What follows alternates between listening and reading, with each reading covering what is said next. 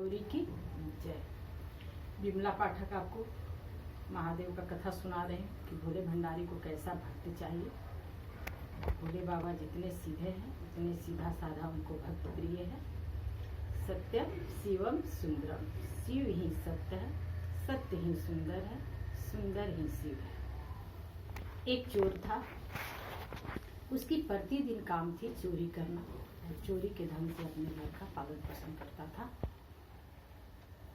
बहुत बड़ा चोर था, कभी किसी मंदिर में नहीं गया था, कोई अच्छा धर्म का काम नहीं किया था, कभी पूजा पाठ नहीं किया था, सिर्फ चोरी करता था और चोरी के धन से ही अपने घर का पालन पोषण करता था।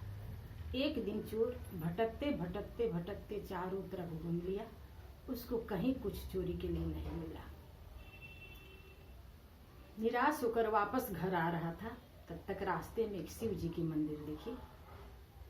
चोर सोचा कि आज तो कुछ नहीं मिला है कहीं चोरी करने के लिए, चलो इसी मंदिर में देखते हैं कि कहीं कुछ होगा तो आज का काम चल जाएगा। मंदिर के अंदर प्रवेश किया तो देखा कि पुजेरी बाबा सो गए, तो और उसको अच्छा लगा।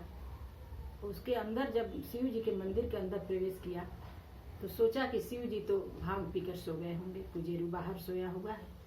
ऊपर उसको एक घंटा दिखा, क्योंकि महादेव जी के मंदिर में कोई साज श्रृंगार नहीं होता है, सिर्फ आरती के लिए एक घंटा होता है। वैसे सीधे साधे भोलेनाथ, वैसे सीधा साधारण उनकी मंदिर होती है। चोर सोचा कि क्यों नहीं इस घंटे को हम उतार कर आज का काम चला जाएगा, लेकिन ये था कि घंटा काफी ऊंचा था। चोर मन में सोचने लगा कि उतारू कैसे, अगर कुछ लगा रहा हूँ ले आ रहा हूँ तो पुजेरू बाबा जग जाएंगे, अंदर भोले भंडारी जग जाएंगे। तब तक चोर का नजर महादेव के शिवलिंग पर पड़ा। शिवलिंग काफी ऊंचा था। चोर सोचा कि क्यों नहीं शिवलिंग पर ही चढ़ के इस घंटा को मैं उतार लूं, भोले भंडारी तो भांग पी के सोए हुए हैं। पहला चरण चोर शिवलिंग पर चढ़ा, आराम से दोनों पैर रखकर जब चढ़ा तब तक भोले भंडारी प्रत्यक्ष उसको दर्शन दे दिए। दर्शन दिए तो चोर घबरा गया, घबरा के चारों तरफ देखने लगा और सोच में पड़ गया कि मैं सुनता हूँ कि बड़े बड़े पुजारियों को भी भोलेनाथ की दर्शन नहीं होती है। मैं तो इतना बड़ा चोर हूँ, पापी हूँ, कपटी हूँ, कभी किसी मंदिर में नहीं गया हूँ, आज भी मंदिर में भी आया हूँ तो चोरी के लिए ही आया हूँ, और मुझे भोले भंडारी कैसे दर्शन दे रहे हैं। तब तक भोले भंडारी बोल रहे हैं कि तुम मुझसे वरदान मांगो कि तुम्हें क्या चाहिए। चोर महाराज और घबरा गए कि अरे मैं इतना बड़ा पापी, कोई पूजा पाठ किया ही नहीं और मुझसे वरदान के लिए कह रहे हैं। तो चोर कह रहा है कि प्रभु मैं तो सुनता हूँ कि आप बड़े बड़े भक्तों को भी दर्शन नहीं देते हैं, मैं चोर उचक्का हूँ, पापी कपटी पक्का हूँ, आप मुझे कैसे दर्शन दे रहे हैं।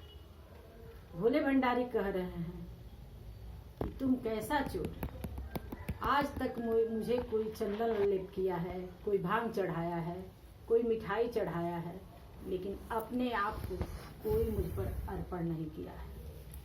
मैं तुम्हारे जैसे भक्त नहीं देखा हूँ, क्योंकि तुम अपने आप को ही मुझ पर अर्पण कर दे। इसी खुशी में मैं तुम्हें पूछ रहा हूँ कि वरदान मांगो, तुमको क्या चाहिए।